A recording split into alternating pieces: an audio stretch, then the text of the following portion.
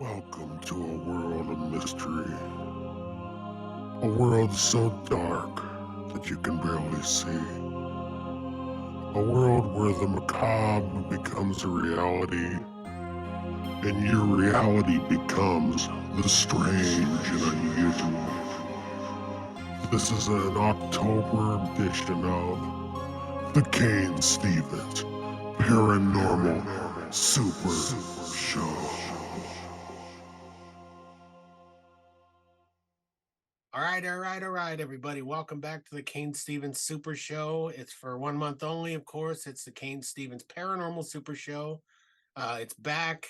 It's back in black, and it's doing pretty well. People are enjoying all the paranormal talk. But I've got a good friend of mine. You can check him out in the old podcasts that I've done. He's one of everybody's favorites. He's America's favorite, and he's and he is. With no further ado, he's Dean, the Military Medium, everybody. Dean McMurray. So, hey, Cain, thanks for having me on, man. I appreciate it. America's favorite. It's like steak and eggs, bacon and guns. I don't know what. That's right. I'm trying to think of some combos here, right? Peanut butter and chocolate. I don't know. That's right. I've been calling on to guess that, and it's it just sounds better. It's just like I could call my show the Cain Stevens Show, or I could call it the Super Show, and then it's like, oh, well, now we have something here. right. You got to pull the wool over their eyes. We're basically right. Well, it's not pulling the wool over their eyes. I don't think it's but yeah, no, it's good. No, it's good stuff. So Dean, what's the weather like up there? I know you're up there in North Dakota right now. North Dakota. I'm in eastern North Dakota. Today it's kind of gray, windy. I don't think it's raining today. So it's kind of that dreary. It's, and it's actually yesterday we had some beautiful fall weather. One of the idyllic, like a beautiful fall day. Right. And you could get out and actually do chores or just enjoy the day. Today is a bit more cool, so more, but yeah, the white stuff is on its way. It's working its way from out west and up north, and unfortunately, it's the older I get, Cain, the less tolerant I am of that stuff, because I'm like, I'm gonna have to get up the snowblower. Man, the knees and everything else, it's like Rice Krispies and dealing with that. Yeah, for sure. So yeah, it's probably a necessity to have a pretty serious snowblower in North Dakota, isn't it? I mean, you guys are getting these Canadian storms and all that stuff. It depends, I think, where you live. So if you live maybe obviously if you live in a condo or maybe an apartment, not so much. And typically if somebody's taking care of your lawn or snow removal.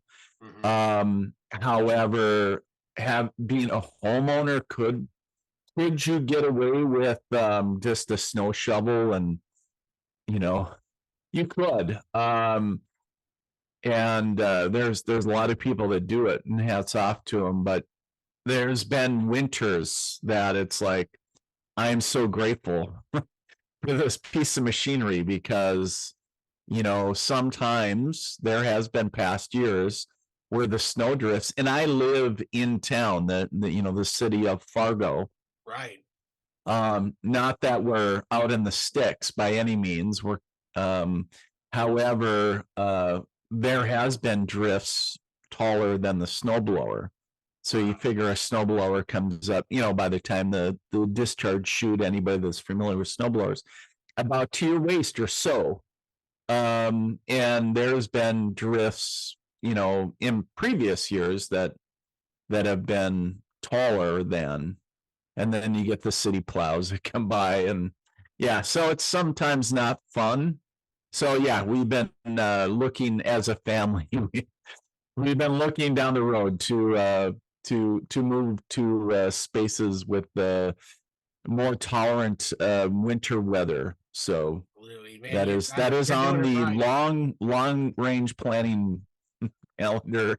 Yeah. So That's what I want to do. You know, I assume that I'm meant to be in a tropical environment in my life. Like I can't take the cold temperatures. I live in Nebraska. We obviously get the right. It's cold and all that. You guys get, Oh, it gets nasty, but I just can't imagine living in like Minnesota, North Dakota. And I mean, you guys get those bitter cold temperatures. And it can, but on average, it's, I think there's so much hype that comes with it that, it's, I recall, I grew up in northern Minnesota, right on the Canadian border. That's where I was born and raised. Yikes. And yeah, there were winters. I remember that there was a winter, Cain, it was actually in the 80s, back in the 1980s, that era.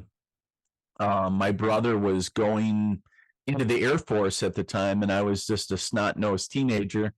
And we were doing a going away party for him, and all the family and friends and everybody gets together. And it was with the old, now, so these are old wind chill tables. I can't remember when they changed, but it was well below 100 below. Wow. Below this is Fahrenheit for anybody that's watching this. So that was below zero with the wind chill. I forget what the temperatures were, just ambient or just by themselves. Yeah. But it was just stupid cold, and there were vehicles actually going down the road that would, they were freezing up, and so it was a dangerous cold night. And those those temperatures still exist every once in a while. Just for giggles, like it was a couple of years ago, I think, I looked up old wind chill tables, and I think it was like in the 80, 80 below or whatever. And in the Army too, it seemed like, in the military, I just somehow lucked out and got a lot of northern military bases, like, Fort Drum, New York, and up in northern New York, and then Alaska at Fort Wainwright or Fort Richardson, right outside Anchorage. And even though they say that Fort Richardson or Anchorage and those areas are the banana belt, but compared to the rest of Alaska, but it still gets cold, and that's the thing. And regardless of who's competing for, and I don't know why we're competing for cold temperatures. It's like, take the records. Yeah, I'll be like, hey, it was above zero for Christmas Eve. Even though it does look very Hallmarkish, and very beautiful around the holiday time, it would be nice to walk out in a light jacket or maybe a hoodie or something, versus, hey, it takes me 20 minutes to get dressed just to go out to take the dog to do their business. Man. So it's crazy. I had when I was an electrician, I was an electrician for 20 years. I had the opportunity where I could have went to a man camp in Alaska, and I also could have went to it was some industrial plant to do electrical in like northern Minnesota, like towards the winter time, and I passed on both of them. It was ridiculous. Probably a smart idea. Yeah, I'm like, how cold does it get? I'm like, nah, I'm good. Like, how do you do electrical work with big old like mitts and everything else, and dexterity? It's not easy, but you figure it out. A lot of industrial is like, here's the trick for all you young, especially union guys out there. If you just carry a big pipe on your shoulder and you just kind of walk around for an hour or so, they just assume you're busy. You look busy. Yeah. I know in Alaska that I used to wear what I call contact gloves all the time, but I would wear them under my Arctic mittens. So a lot of times when we do airborne operations or whatever, I would wear super lightweight leather gloves, because we could only wear all leather or leather palm gloves, but with a super, like a thin slide or a super thin liner. And then when I would hit the drop zone or we would do whatever, you would have the dexterity that you needed. And by the time, if you got good at it, by the time you got done doing what your fingertips started, like, you could feel it. And then you whip those off, you throw on your big your big Arctic mitts, and then, warm up really quick, and then you're off doing whatever you needed to do. But yeah, isn't that interesting, is regardless of what you do, what's your industry, you find a way to adapt. And I kind of extrapolate that to even doing spiritual stuff, right? It's like you find a way to adapt to doing what you do, because it's like it's kind of mind-boggling. Like, how do you it's even cold weather diving, right? I don't know if you've done any diving in the past, or done, did any diving and even in the winter, but the water is so absolutely frigid. And it's like, and I know they make these, dry suit gloves and different mitts. And I'm like, how do you, we're so used to having the dexterity, and it's just like when we get so cumbersome. So yeah, it's fascinating, I know that's not spiritual in aspects, but I think it's interesting that we pertinent to what we're saying, and it is interesting. We're extremely. I know I joke that we're just kind of like wandering, like animals wandering around, smart animals. And I might even refer to us as meat sacks from time to time, but I don't believe that. I truly believe that we're fascinating creatures. Like it's amazing what we can do, and you're a prime example of that, which is a segue into people who don't know you, especially the listener. I mean, what you're doing is very interesting to a lot of people, because I don't possess the I can't say I don't possess the ability. I have no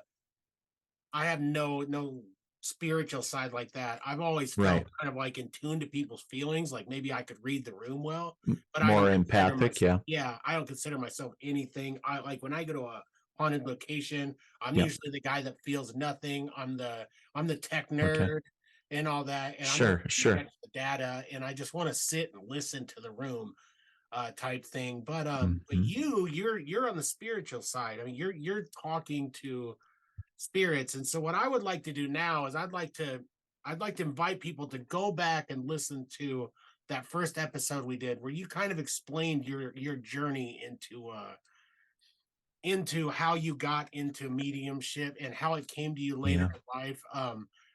I don't want to do a disservice to the listener by not telling the story, but I think it's important, because I thought we covered it pretty well on that. So I would suggest, go back on Spotify, go back on YouTube, and look for those the check it out. Medium. Yeah.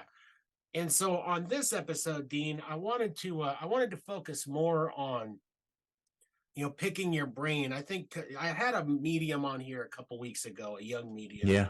And her name is Jordan. And I think that, she could be on the right track. Who knows? Yeah. I think she's confused on some of it. She says that she has, and by confused, I don't mean that in a negative way. I think that she's young in her mediumship, and she probably needs some guidance. But she seems to be on the right track. She has these feelings, things, happen to her. Yeah. So I don't know if she did, or maybe she will, confidential or not. I at least gave her your information. I hope she contacts you at some point, because I think you can give her a little bit of guidance if she needs it. Well, I appreciate that. I kind of, when you say that, I'm like, well, hell, I'm still trying to figure out, Cain, what I'm doing. I have no clue. I always joke and say I'm just listening to the voices in my head. I joke a lot, but, in all seriousness, in a sense of, I am no expert, and I'm by far any expert of, the old saying, I'm a student of the universe. I'm still learning. And every opportunity I have to have a discussion like our interview now, or interview previously, or whatever, all the times that you and I talk, or anybody that I have a conversation with, even my own children, or, even my wife, I'm always learning. There's bits in there that I'm picking up. So, I don't consider myself an expert by any means. Right. And even when I teach, even when I have my own students, we talk about mediumship, is and I want to go back in a minute to talk about something that you said. But one of the things is that, I always talk to my students to say, this isn't the way to do mediumship. It's a way to do mediumship. And everybody will learn, if they so choose, how the universe works with them, how their gift works, because how the information comes to you will be different than it does for Dean McMurray. And we look at, because I always say, a medium is a medium is a medium. We're all the same, but we all do the same thing differently. Right. So it's just like a mechanic. And if you say, well, I got a water pump issue on a certain make and model of vehicle, you take a handful of mechanics, and because based on their experience, they all may go at it differently. But at the end of the day, you hope that they all accomplish the same thing successfully, right?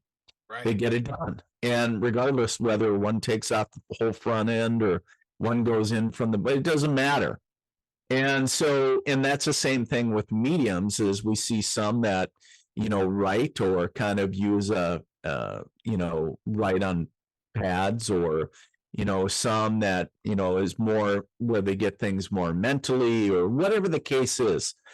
I don't want to get into technique, but what I'm saying is that everybody gets hung up on, it's like, oh, that maybe is or isn't mediumship. And I wanted to share something too, where you said something about, like, at first you were going to say, I don't possess the ability to, and it's my belief that we're all mediums. We all have the ability to be mediums, that we all have the ability to be healers. We all have the ability to be whatever the hell it is we want to be. But it's just whether or not we choose to develop that aspect of us. And for some, it comes more naturally. And Cain, you talked about you being it's easier for you to read the states of being, or the energy of people, places, and things at any given time, right? It's like, ooh, when I roll into you were saying when you go up to a location for investigation, you're focused more on tech. You're, kind of the logic guy, right? And, the aspect of this is what, and don't get me wrong, because I think that it's great, because all teams need a collective bunch of people when it comes to teams, people that are very empathetic, people that maybe are, very gifted in other areas, whether it's mediumship or whatever the case is. I think having a well-rounded crew, the skeptic, somebody that is trying to debunk what they're getting, whether it's the tech or whether it's the reader, and saying, oh no, you're just picking up on XYZ, right? And I think it's interesting, because as we use this, ability, or these all these contrasting views, and we can put it together to formulate a picture, and saying, well, here the data is showing this, and it's corroborating this message. But going back to the aspect, I really truly believe that we're all gifted. And, it's just whether you want to develop it or not. There are some people that will disagree with me, however, and there will be some people saying, yeah, either you're a psychic or a medium, or you're not, like you're born with it, or whatever the case is. And I disagree with that. I agree that all of us are born with it, but it's just whether or not some of us choose to develop it. Right. And usually a lot of people, it's just the abilities that lie close to the surface. Is like, oh, this is really easy for me. Like, Yeah. But it's kind of interesting. It's different for everybody. But no, it's very fascinating stuff, and I love it.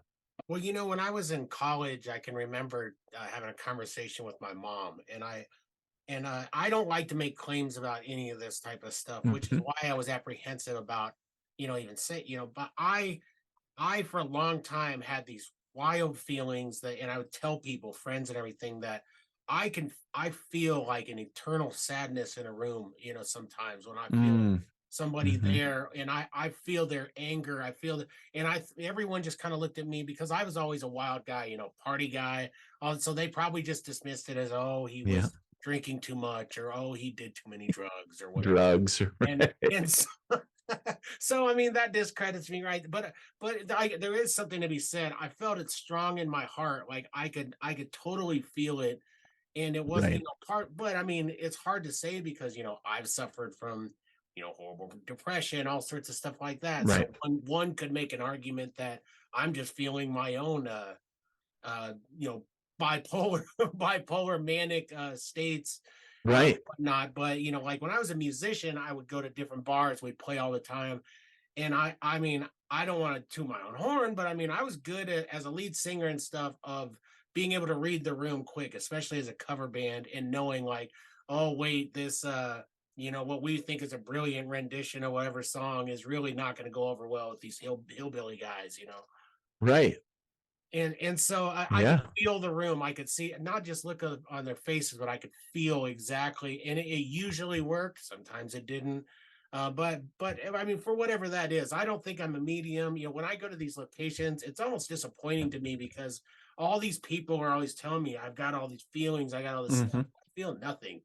Like I walk through these, and I mean, and they're always shocked that like I'll go diving into the scariest places by myself, and I'm just it's not that I'm not scared. I'm not a tough guy like that. I'm Yeah. terrified mentally, but I'm just like, I mean, what am I gonna do? I mean, this is what I'm here for, right? So somebody's got to do it. So I guess I'll dive in the big ugly hole where no one else wants to go, right? Well, they keep the bodies, right? Yeah, exactly.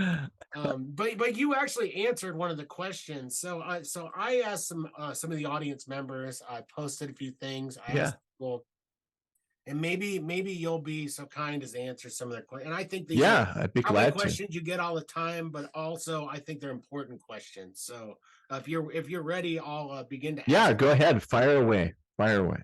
All right. So this one first. I would be remiss if I didn't use my wife first. The love of my life. Sure. This was her question, so she kind of goes up the list. She wants to know if do spirits of our pets ever come through, and is that even possible? Is there any contact with our loved pets, our dogs, or whatever? Yeah.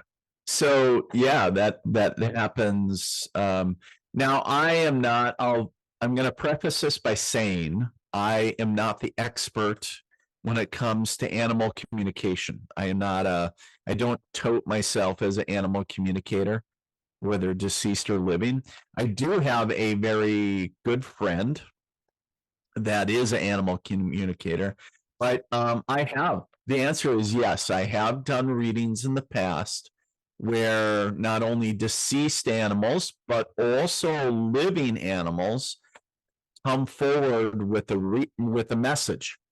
And it's the craziest shit. Like, talking about, it's like, whoa, like, because it just tripped me out when it first happened. I was like, kind of getting used to the idea that there's dead people talking to us, and all of a sudden, hey, like all of a sudden I'm seeing a cat. Like, Yeah. okay, what's up with like, so then we, go into the aspect of, oh, I always feel the imprint of the cat always jumping up still on the bed, and my cat died 6 years ago.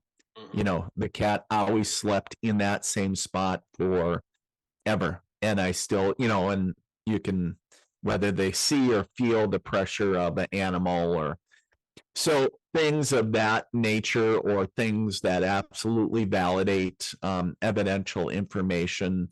But does it always come through as far as with me? No, not always. But I don't connect with the intent of connecting to animals. But yes, do animals cross what they call the rainbow bridge, or do they cross over into heaven? Yes, absolutely. And that's So animals encouraging. do, the Yeah. story, what was it? All dogs go to heaven. Is that the Yeah, one? I With, believe that fully. I think that we yeah, probably don't deserve our 100%. animals, our pets, especially dogs. Oh Dogs are man. so ridiculous loyal. It's not even funny. Uh, but see, they have a bigger purpose to play, Right. right? They're here to teach us unconditional love. They're Mhm. here to not only provide us emotional support, but and I could talk about it for hours, but Yeah. talking about their role, ever since the domestication of animals, back when they wanted to eat us, and maybe they still do. I don't know. Cats probably still licking their chops, but I think my dogs parents' are cat just wants to eat me. I was over there this morning before, and this cat absolutely hates me. And no, usually animals like me, but this one has come at me ever since it could. Like, doesn't care for me. So I'm funny, pretty sure that cat will not be try, or maybe it will come through someday and want right? to speak to me and say, I really didn't care for you all that much. Oh man. Well, Um, and the thing is, though, is animals are so very healing, regardless of what you have. I know there's people that, not only cats and dogs, but other yeah, breeds of animals, and there's so many out there that people are just absolutely, that those are people's children, yeah. and and they have a deep connection and bond.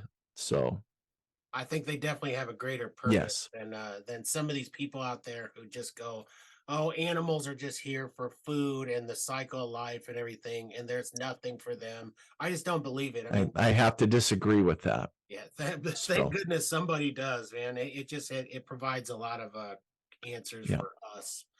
So my next question is from this is from Matt from Council Bluffs, Iowa. He asks a question probably that you would get all the time, but can you learn? Well, we kind of covered this, so this might answer your question. I think this is a resounding. I'll let you answer, but can you learn to be a medium? Your answer is Well, so in the way that it's asked, I would have to challenge the wording a little bit. You okay. don't learn to be a medium. You learn, you remember how to be a Right. medium. You already know how to be it. It's not like, you didn't know how to count, to 5 or whatever, and then I teach you. It's just remembering how to do it. And it's almost like awaken something that's within you already. Yeah. So can you be taught? I guess the technical answer would be no, because you already know it. I like more changing the verbiage to helping you remember what you already know. So it's a no, yes. It's a I no, guess. yes. Well, Yeah, there, no, that was a better yes. I know, answer than what yes. I tried to give for you. So, um, let's see. Okay, so here's another one. Yeah. This one was Amy from here in Lincoln. She has a two-parter that maybe we can blast into this. She says, "Are our loved ones always with us, and do we in fact have soulmates in the afterlife?" Ooh, good Those are one tough. about the soulmates. I've never been asked that question before. Uh, So are our loved ones always around us? Absolutely resounding yes. Their energy, that omnipresence, so they can be present everywhere at once. So you think of the energy aspect in spirit state. And then the other thing is that I've never been asked a question about, our soulmates with us in heaven. Well, and the simple answer would be yes, because we all know that we have our soulmates.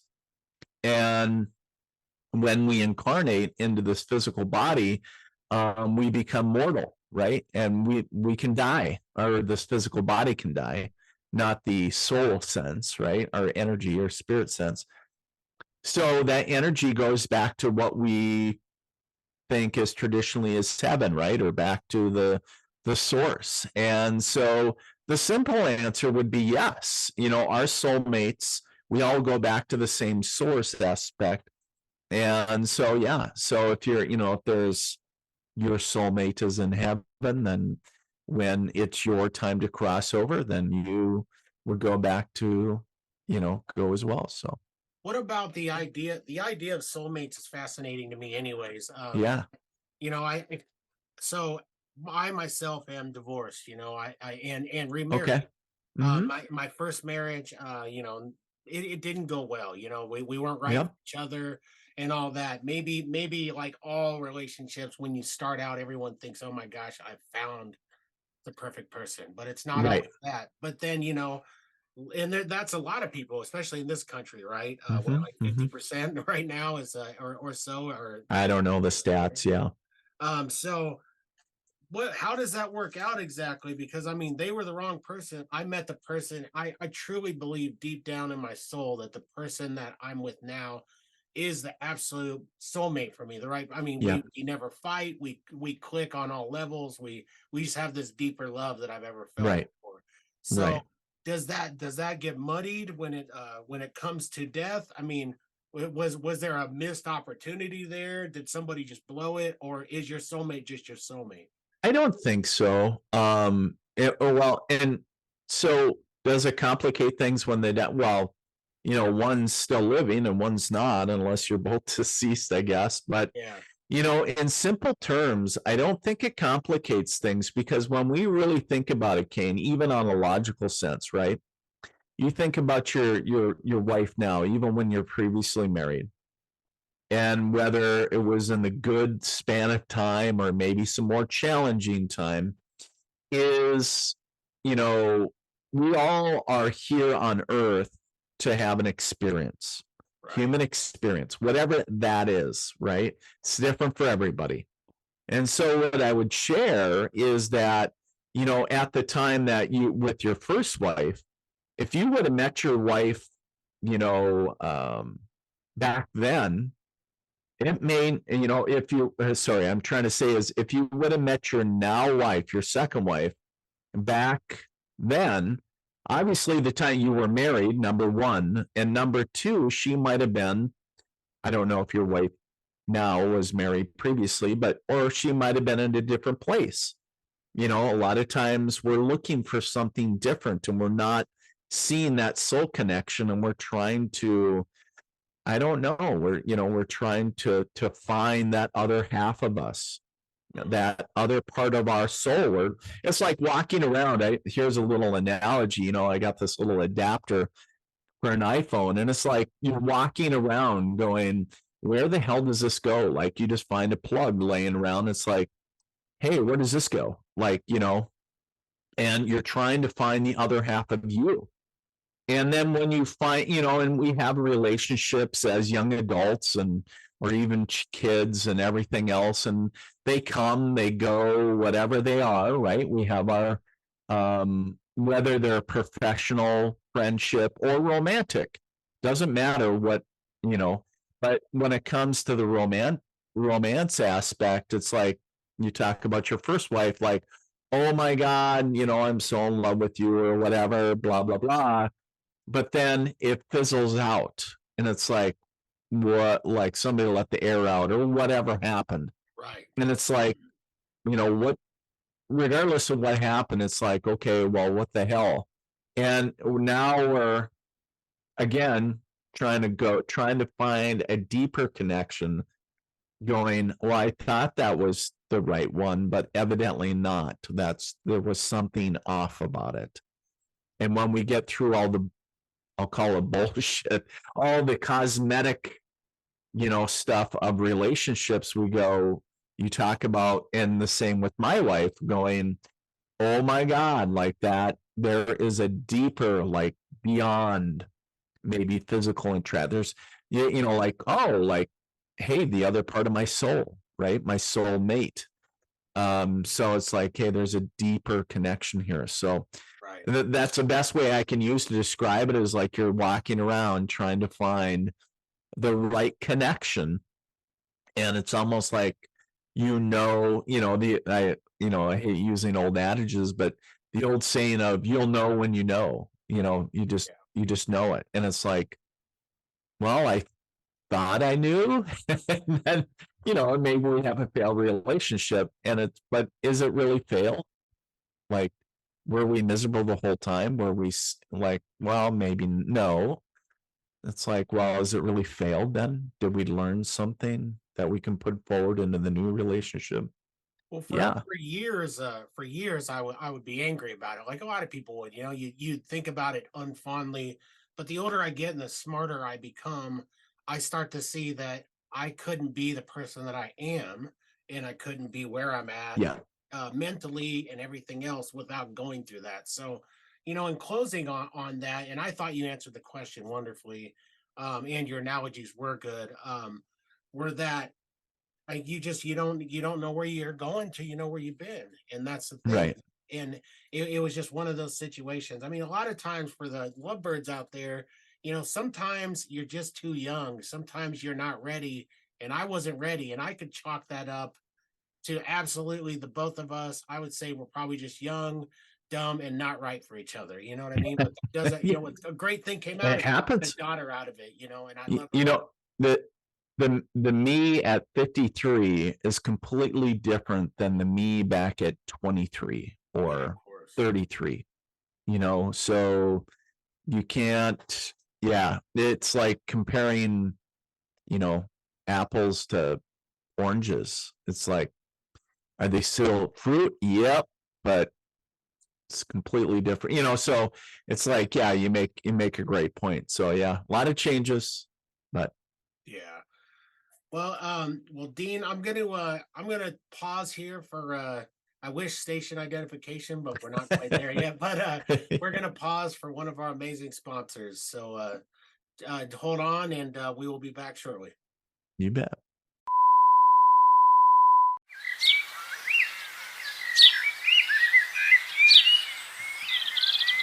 Hey there, fellow follicle enthusiasts. We have a sponsor that's about to make your beards go wild with delight. Brace yourselves for the one and only, the elegant Sasquatch. Are you ready to unleash your outer beast? Cain, I've been waiting for this moment my entire bearded life. But tell me, how can the elegant Sasquatch help us awaken our inner beasts? Oh, my hairy companion, the elegant Sasquatch has a treasure trove of beard products that will have your whiskers partying like it's the wildest night in the forest. From their aromatic beard oils to their beastly balms and buttery concoctions, they've got everything you need to make your beard sing with joy. I can almost hear my beard belting out its own rendition of I Will Survive. Your beard is in for a treat, my friend, and here's the best part. Every single product is handmade with love. Picture this, a team of Sasquatch artisans rocking their aprons and wielding their grooming tools, crafting beard goodies that will blow your mind. It's like a hairy fiesta of craftsmanship. I can see those Sasquatch artists dancing with their combs and trimmers like they're on a hairy stage. Absolutely. These bearded maestros pour their heart and soul into every bottle of beard oil, every tin of balm, and every tub of butter.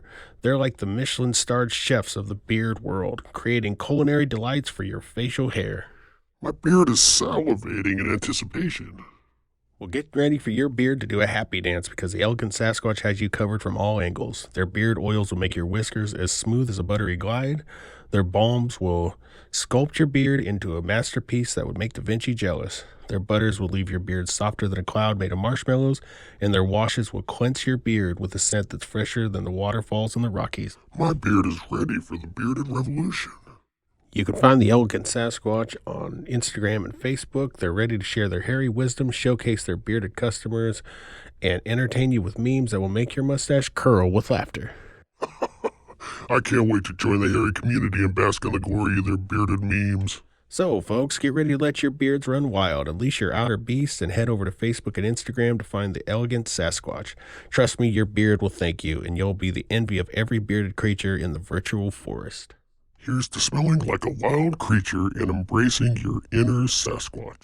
Cheers to that, my fellow bearded brethren, and stay elegant with the Elegant Sasquatch.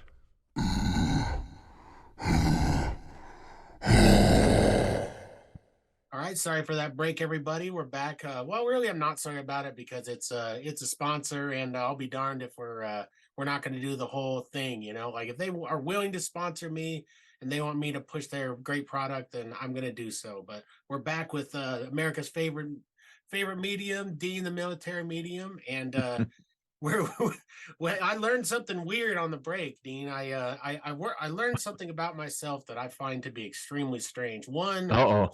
Well, one, Teddy the cockapoo upstairs must have really hit home with him what we were talking about, because he's been sounding off since we talked about all of that. Okay. Upstairs. And two, I found out that I really like number 2 pencils for some reason, and I love them to be extremely sharp, like dagger sharp, and I have no idea why. And it's not like I'm Is it a sensory thing for you? I don't know. It just feels right. Maybe it's like a compulsion thing. It just Yeah. feels like this seems like the right thing. And like when I write, I'm like, I write kind of small. And Right. so it's like you can't write small with like a fat-ended pencil. You got No. You got to have a good, you got to have thin lead, right? Exactly. And I can't stand mechanical pencils either. My wife swears by them. I break it immediately, and it just drives me insane. Feels like a waste. You're a heavy writer then, huh? I'm heavy-handed, man. It was good when I boxed as a kid. Yeah. I thought, were you one of the kids in school, like biting on the pencil? Oh, yeah. And then yeah. I think it's my nervous energy, man. I think I'm just kind of like nerved up all the time. And so it kind of like sounds like I'm going into a counseling session or something. It is. Can you please ask me more? Tell me about this obsession with pencils. Yeah. Tell me about your mother. Yeah, that's always the next question. Yeah. Well, she's chained in the other room. Let me bring her up. Jeez. Oh no. Like need an intervention or something. Well, this is a horrible segue, into it just went the wrong way. Well, for the sake of comedy, you have to do it sometimes. I hear you, everybody. I don't have a psycho situation going on. I don't have mom dead in the other room, and I'm not wearing a wig in her clothes and talking to her from time to time. So,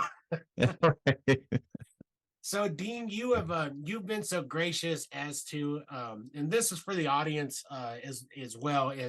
More so, you've decided and told me that you'd be willing to do a session with me, so to speak. Yeah, a reading for you. Yeah, a reading for me, and I would really appreciate that, because I think it's important to show people what a session is like. So if you're willing to do that, I would love to do that right now. And I want to share too, before we get started, is that every session with every medium is going to be a bit different, right? Mm-hmm. So as you go forward, then you can always ask how their readings work or whatever. But it was interesting because we talked before the show started, before the beginning actually, about doing a reading for Cain, and so during the break, I actually really quick started writing stuff down, like think of spiritual shorthand, like stuff that was coming to me. So one of the things, the way that it works for me is when I connect to people, I also ask archangels to step forward, even though they're not spirits. I work with them and they step forward in the reading as well to share information about the client or the individual to me. So whether somebody is big into angels or not is irregardless. So let's get started. So first and foremost, we have Archangel Michael that steps forward, Cain. Michael, of course, as we understand, is all about protection.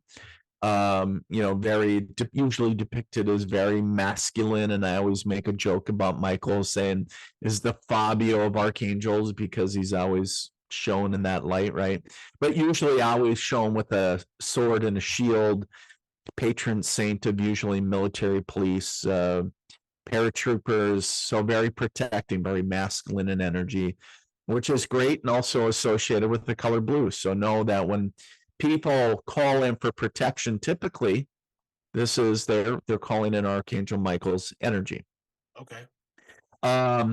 Also Archangel Raphael. Now I know that you were talking about that you don't consider yourself anything, but Raphael's energy works with healers of all modalities and people working on a healing journey themselves.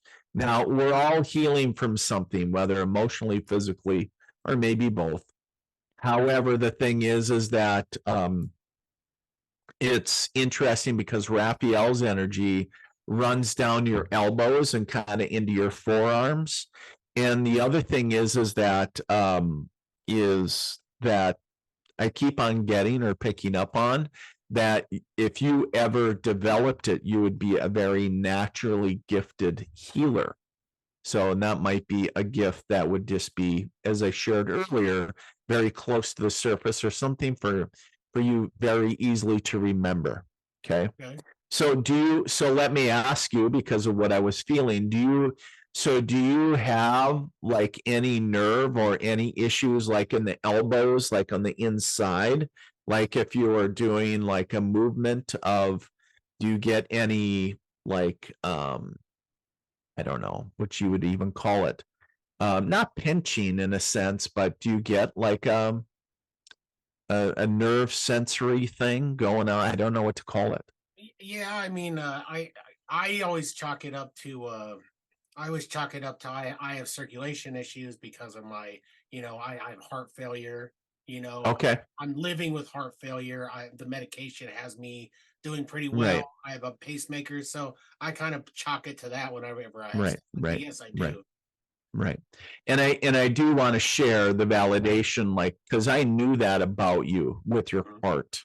Now I just want to be forthcoming to all your listeners out there, because I did know that about you. And I was trying to stay away from that because I'm like, I pre-know that. And so I tried to put those limitate, but I was like, oh, what's up with the arm? And I was like, okay, that's like on both. And so, yeah, so just pay attention. But yeah, it's interesting, like the inside of the elbow.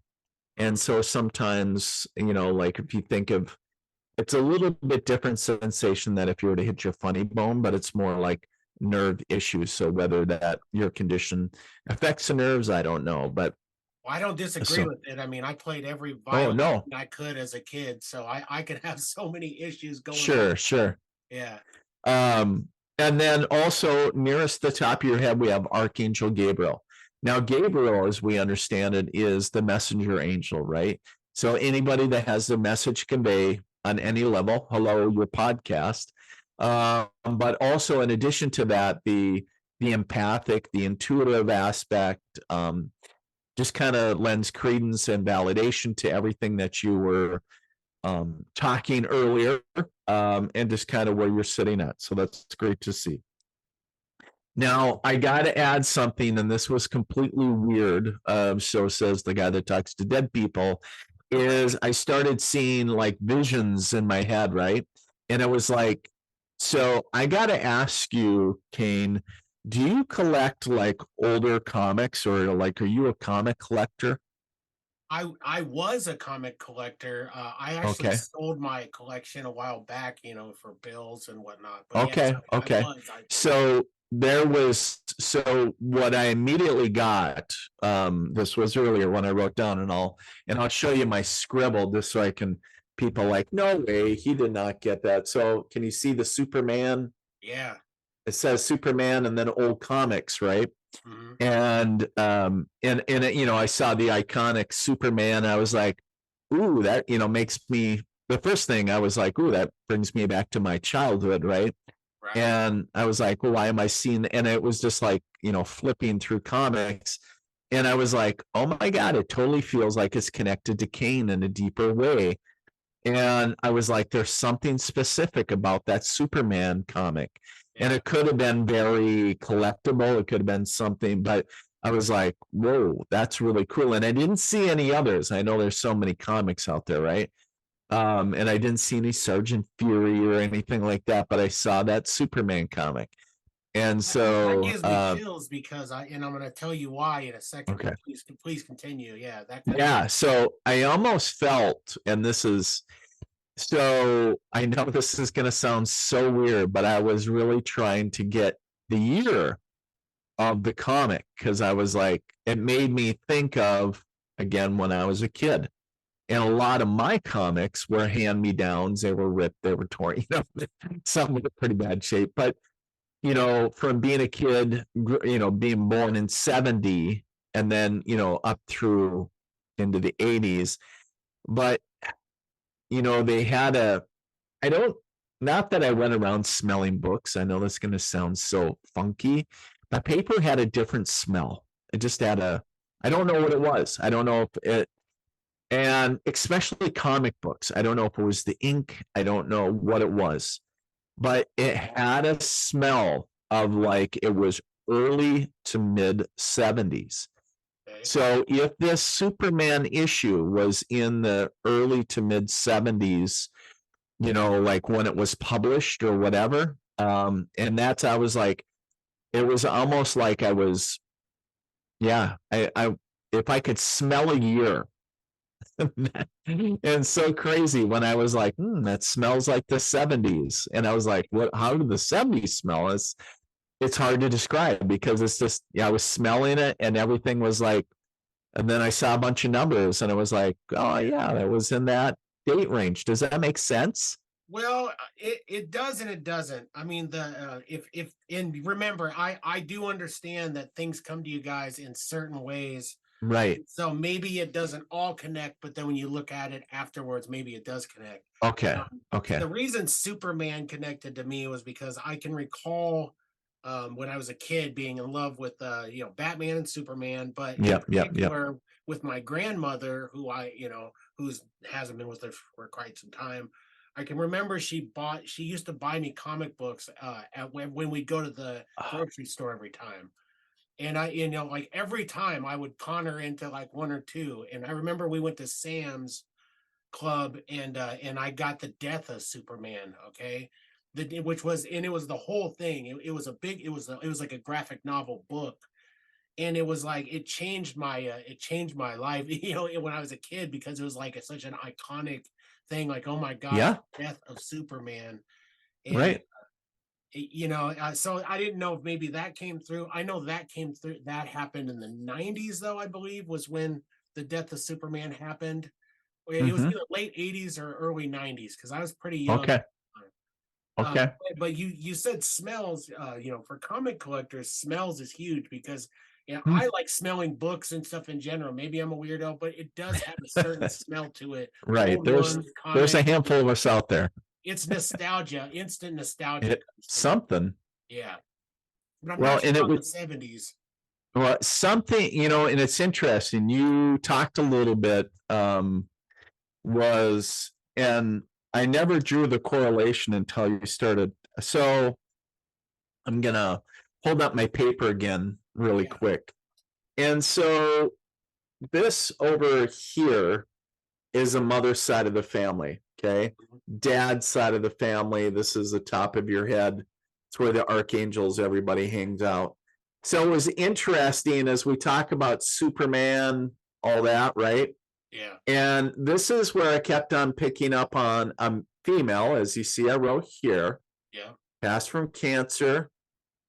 And then, and the other thing that I kept on getting was, and I really had to ask more than once, was like I'm really involved in our church. And the word that I wrote was choir, because I saw a bunch of people like singing, and I was like, and I actually was showing a scene out of remember Whoopi Goldberg in the show, like Sister Act was the comedy, right?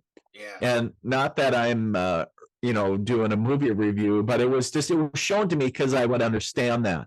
And I was like, oh, are you trying, not that your grandmother is, or I was like, oh, Whoopi Goldberg stepping forward. No. But what I'm saying is that I was like, oh, you're talking about choir, like people singing. And I was like, okay. So she, would have served on the choir at some point. And then once you connect to that, I'm like, oh, wow, like really connected to the church, like serving the church in different ways, whether it's committees or whatever those are. Yeah. But the thing is it very devout. And it was interesting because you started mentioning, or you mentioned when we were talking about this, like your grandmother. And that makes so much sense because that was showing up above the mom's side of the family.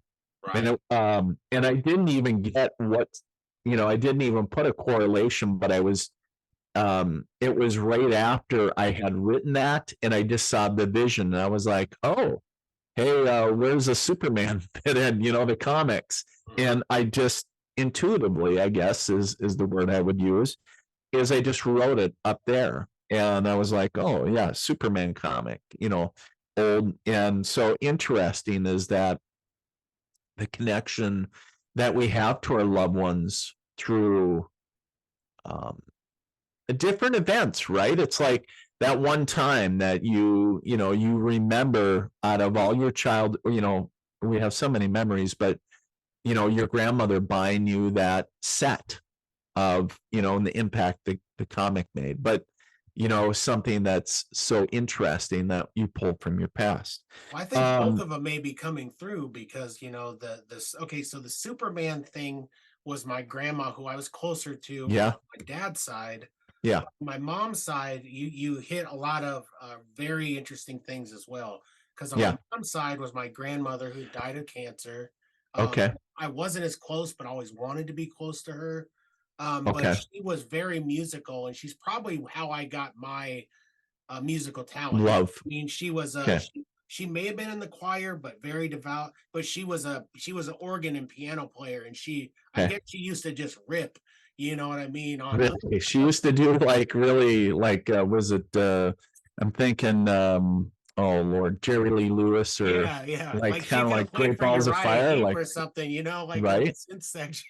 She was Nice. pretty good, and she was very devout though. She would stay up late at night. A really cool lady, and she would write letters to Jesus and all this stuff. Oh wow. And she, and she prayed a lot, and she was just the Yeah. coolest lady. And so I mean, I wouldn't be shocked if both of them wanted to come Well, through. Yeah. And I would also ask, you probably saw from the 2 times that I held up the paper, Mhm. is the name of Vicky or Victoria came through. That was very clear. Mhm. Does that make sense to you? Family wise, no. I mean, I do know what kind of family wise. I do know a Vicky, who had died not too long ago. Okay. My cousin is married to a guy named Carrie, and his mom's name was Vicky, and she was a friend of Okay. the family. And we Okay. used to play baseball and hit baseballs into her yard and all that stuff. So I don't know, Okay. maybe she's coming through. But that's the only Okay. Vicky that I've known. Okay. Well, and it was and I just heard the name. So, and I was like, okay. So, and I was like, okay, Vicky or Victoria, like, I heard that very clearly. So, Yeah. and I don't always get names, but if I do, I write them down or I'll say them even if they feel random. But I do want to recognize and validate a male that is stepping forward on the dad side of the family real Okay. quick. Understand that he would have passed, which feels to me like he was mid to late 60s. Okay. See him as heavier set, shorter, kind of a stockier guy, right? Yeah. So and very like strong. So you think of more of a pot belly on him, whatever, but I feel very strong with him. Yeah. Mhm. And then the other thing is like, it's interesting because when I connect to his energy, I almost want to take like I don't know what area, like, of course I know there's very divided areas like of New York and Jersey, but I almost want to take that type of like Jersey or like type of accent, if you will, or dialect. And so I don't know if he's originally from that area, like like on the East Coast, but I feel a draw to want to speak in that aspect or that dialect, if that makes sense to you. Right. And I also feel that when he was living, this would have been in his younger years, feels like he was very industrial, worked in the industrial trade. So like, I don't know if it was steel manufacturing or what it was, but I keep on seeing, like, if you think of kilns and like a lot of you think of pouring molten steel or different things, so like very industrial manufacturing. So whether they were pipes or I don't know what was going on, but so, and I just summarized it as industrial. And I was like, I don't really know what the hell they're making, but it's very industrial, whatever they're doing. It feels very steel oriented, but very interesting. Does that make sense? I mean, some of it could. It doesn't. At first I thought maybe it might be my grandpa. I think maybe he died. My dad's dad on his late 60s.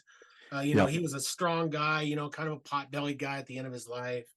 Yep. But just like a grandpa. Like a happy grandpa with a sure gut. He was from Iowa. I don't know about the East Coast thing. I mean, I know he was a businessman through oil, like Sun Oil and all that, but I don't know what the connection would be. He did a lot of crazy jobs. I think he worked at a funeral home. He did a lot of different things. So it may not even be him. Maybe it's another family member coming through. Yeah, this doesn't feel that. What I was seeing was not that. Yeah. So interesting on that aspect, but it is, as I shared, obviously, to Cain, as you know as well as I do, is that I always trust that, who's coming forward and their message will make sense to you a bit down the road. But yeah, exactly. Excuse me. But one of the first things, obviously, and I'd be remiss if I didn't share this, I've never connected to spirits on the other side that didn't come forward with the tremendous amount of love and pride for those still living, and just really being in a supportive place. But interesting as far as talking about change, and this is the thing that the resounding message that I'm hearing for you is kind of trying to figure out, like, almost what I would say is like what you're going to do. And how I'd summarize that from my understanding is almost like where you're being presented, or you're hoping to be presented with different job opportunities. Like, what do I want to do? Where do I want to change what I'm doing? And trying to change, I don't want to say, yes, the outcome, yes, but that's the wrong word. It's like trying to change your trajectory would be a better word. Right. You're trying to get to a different place or do something else. And the thing is that and they were just talking about a period of change.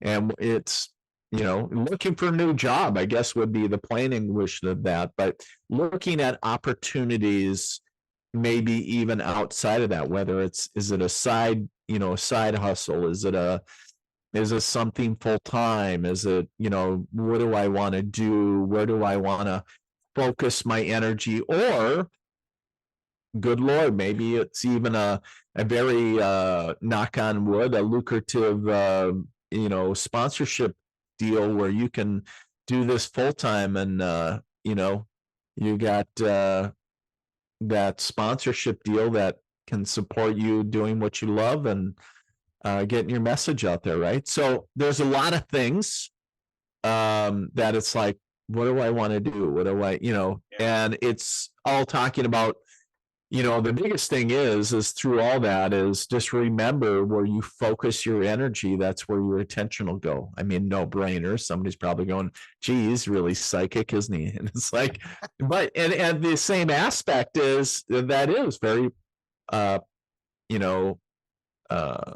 very, it sounds very logical, but also very deep, is saying it's a great reminder from spirit going, oh yeah, a lot of times we're focused on things, but we forget that, yeah, I've been focusing all my energy and time on this side gig or business or whatever's going on, and I have been neglecting over here. So we got to, excuse the pun, but find the happy medium, right? And, where is that and what direction do I want to go? So I think that's really what spirit is saying, is just a lot of not only opportunities coming your way, but make sure you find your balance in that, because you don't want to certainly wreck any bridges, or burn any bridges, but also be able to float yourself until that whatever dream gets off the ground or whatever the thing is.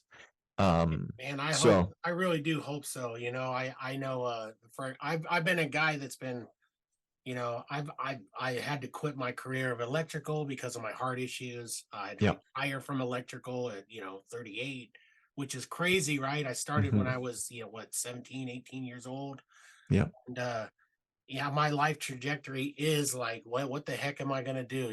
Like, I mean, I've been I've been disabled due to my heart. I've had a lot of stuff happen, but I put my talents to work. I've been a musician, I've been grinding out for years. I mean, just fighting the good fight, trying to get myself out there, a podcaster. I've been doing all this stuff. And I mean, I really truly hope that there is a message there of I just need to center in on what, because there are things that people have presented to me throughout my journey as an Mhm. entertainer, and it never pans out. And I always wonder, why do I keep rolling forward? Why do I keep doing it? Yeah, am I nuts? Do I think that there's am I delusional to think that I could succeed at something? But I'm hoping that spirit's right on this one, and I'm hoping. I'll share one Why last thing not? with you Why quickly. not? When my grandma was dying, my dad's mom, I visited her and I played guitar to her, to kind of like Mhm. ease her. I know she was not doing well. She's kind of out of it. And I was on my way to a gig in another town not far from her, and I remember talking to her. She was having a pretty good day that day, and she was able to talk to me about music. And I told her so many times I just want to quit, so many times, but it's not in my DNA. I can't quit.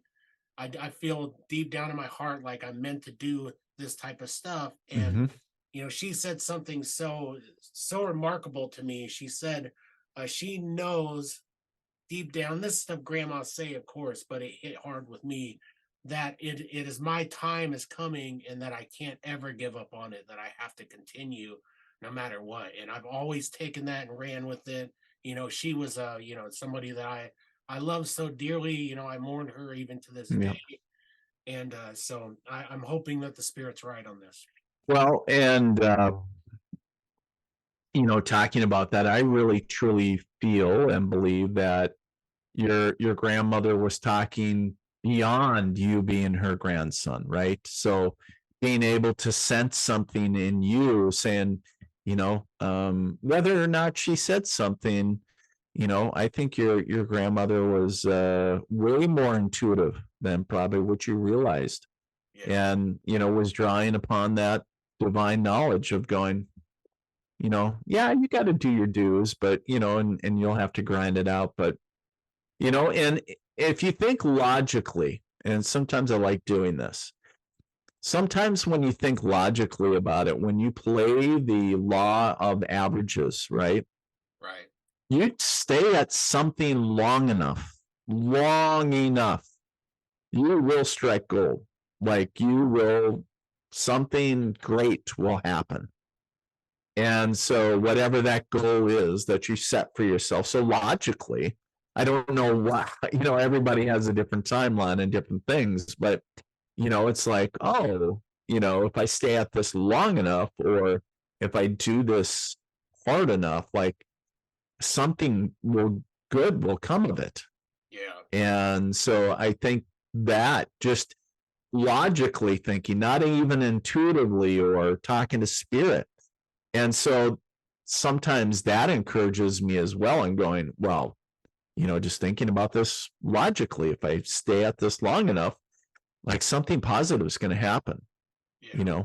And so, and then couple that with validation from spirit, like you're right in there, keep going, and a lot of times it's encouragement, like, don't quit. I know you're tired. Like, keep going, you're almost there. Well, and we don't know how far almost there is. Is it this far? Is it this far? Is it a year? Is it 2 years? And sometimes it's hard to know because we all have free will. Like, we might take a year off. We may choose to take a step back from it for a while. So that adjusts your timeline. So, but yeah, hang in there. There's some whatever it is, there's some good stuff coming for you. So you got to trust and believe it. And Well, then, at the very and then least, it's like, if something ever happened to me, my kids can look back at my body of work and they can say, "Dad never quit." Dad never gave up, and maybe it will push them for something bigger than anything that I was ever part of. So I look at it like that, just like this. Podcasting is such a weird thing, right? I mean, here we are, right, a couple of guys talking from different states on the internet about spirits and all this stuff. right. You know what? It's actually pretty amazing too, because this would have never happened how many years ago? Really not that long ago. Yeah, So we have to look at it as an opportunity. And absolutely. everyone I talk to, like yourself, I look at it as a wonderful opportunity to talk to another human being that I was Beautiful. able to do it for. Yeah, beautiful. I love it. I love it. Well, good. Well, yeah, I mean, I know we're running down on time. So thank you so much for doing this session, especially on here. Yeah, I can't wait to absolutely. just keep rewinding it. I'm sure it's gonna make more sense, and I'll be messaging you like, "Oh, Dean, you really, I got it all figured out now, like a sleuth, right?" But thank you so much. Yeah, you're more than welcome, and thank you for having me on, Cain. It's always a pleasure connecting with you, and it's always an honor to be on your program and not only share my story with your listeners, but connect with them as well. And I just want to thank all your listeners as well for the great questions. Yeah, I thought they did a great job, and you were great as always. I consider you a friend now, and honestly, I like keeping good people Same around here. me, and I could tell you're good people. So I'll talk to Well, you I as many times as you'll allow me. I appreciate that, and I'm looking forward to doing either a in-person or a remote investigation in the near future. So Oh, it's happening. yeah, I love it. I've always been one of the guys. I never just say it. Like if it comes Yeah, out let's loud, do it. yeah, I want to do it. So we're gonna make it happen. I love it. Love it. Do I'm you all have about it. anything in closing that you want to promote before we go? Just so the listener has something to kind of look for. You know, I kind of wish I did. If people want to check me out, they can go to my website to deanmcmurray.com or the militarymedium.com. I always have irons in the fire, something behind the scenes working, but nothing right as a lot of local stuff in my area reoccurring, but a lot of private events. But and I guess I can talk about real quick. I started working with a new I guess a booking agent that is working on my behalf, I guess. That's recent. And so if anybody maybe is listening that wants to set up regardless of where you live, anywhere in the United States, if you want to set up a corporate business or private party, whatever, where I come in and do like an intimate setting or a big public, whatever, it doesn't matter. You can reach out to myself, Dean at deanmcmurray.com, and we can talk details. So yeah, that's always going. But other than that's discouraging in some respects, because now that you have a booking agent, they're gonna go, "Don't book with this guy again," not that guy, not him. No, they so Lakin is good people. Sorry, Lakin is good people, and a lot of people may recognize her from she had a very big following. She was known as the Hot Dish Mom, and worked for the You Betcha podcast and marketing company right here in Fargo. So there was Midwesterners. So they're a bunch of fun gals. But anyways, so she's doing different things, and we decided to partner together, and she's great people. So perfect. Well, thank you so much for your time. It's been wonderful, and I know the listeners are gonna love this episode. And just thank you for being you, man. Well, thank you, Cain. Thank you for being you as well, and keep on doing what you're doing, brother. You're doing great things.